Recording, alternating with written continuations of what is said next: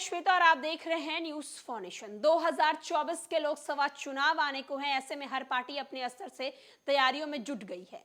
वहीं आपको बताते चले कि बीजेपी 2024 लोकसभा चुनाव की रणनीति जो है वो अभी से ही शुरू कर दी है, जहां एक तरफ कई ऐसे सांसदों के टिकट कटने की बात जो है वो सामने आ रही है। आपको बताते चले कि बीजेपी का मास्टर प्लान जो है वो तैयार हो रहा है। झारखंड में 2019 के लोकसभा चुनाव में बीजेपी और आजसू पार्टी ने 14 में से 12 सीटों पर जीत हासिल की थी। इस बार एनडीए गठबंधन की ओर से राज्य के सभी 14 सीटों पर कब्जा जमाने की रणनीति तैयार की जा रही है। झारखंड में बीजेपी का मास्टर प्लान तैयार कर लिया गया है। पार्टी के अंदर बीजेपी के कई दिग्गज सांसदों का पत्ता काटने का जो है वो बात सामने आ रहा है।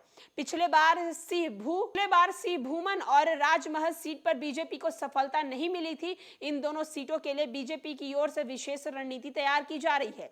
लोकसभा चुनाव की घोषणा के ठीक पहले ही फरवरी के दूसरे हफ्ते में बीजेपी के राष्ट्रीय परिषद की बैठक होने वाली है। बैठक में झारखंड की ओर से करीब 250 नेता और कार्यकर्ता शामिल होंगे। बीजेपी की ओर से टिकट देने वाले पहले उम्मीदवार की उम्र, क्षेत्र के उनकी लोकप्रियता पर आधार की जाएगी। कार्यकर्ताओं और आम जनता के साथ संबंध के जो बिंदु हैं उस पर खास करके ध्यान दिया जाएगा।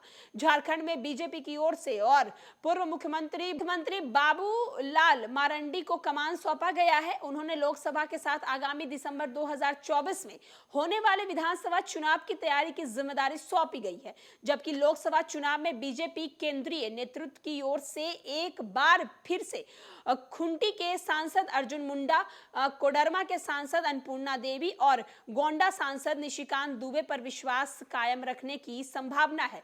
झारखंड बीजेपी नेताओं का मानना है कि इन तीनों नेताओं को टिकट जो है वो कंफर्म है कि यदि कोई विशेष परिस्थिति न बने तो अपनी सीटों से फिर से बीजेपी उम्मीदवार के रूप में वो चुनावी मैदान पर नजर आ सकते हैं। तो 2024 के लोकसभा चुनाव को लेकर बीजेपी अभी से ही मास्टर प्लान जो है वो चलाना शुरू कर दिया है। एक तरफ जहां अगर हम झारखंड की बात करें तो झारखंड में बीजेपी पिछले बार जो 12 सीट जीती थी, अब उसका प्लान जो है वो 14 सीटों पर जो है वो देखा जा रहा है। जहां एक तरफ आपको बताते चलें कि बीजेपी और आजसू पार्टी एक साथ मिलकर लड़ी थी, जहां 14 में से 12 सीटों पर जीत हासिल हुई थी और अब बीजेपी आने वाले चुनाव में झारखंड की पूर्ण बहुमत से जीत हासिल करने के लिए अपनी रणनीति जो है वो तैयार कर रही है। अब देखना होगा कि 2024 के लोकसभा चुनाव में बीजेपी की जो रणनीति बनाई जा रही है वो रणनीति कितनी काम आती है। आपको बताते चलें कि झारखंड और बिहार में बीजेपी लगातार अपने 2024 के लोकसभा चुनाव की तैयारियों में लगी हुई है।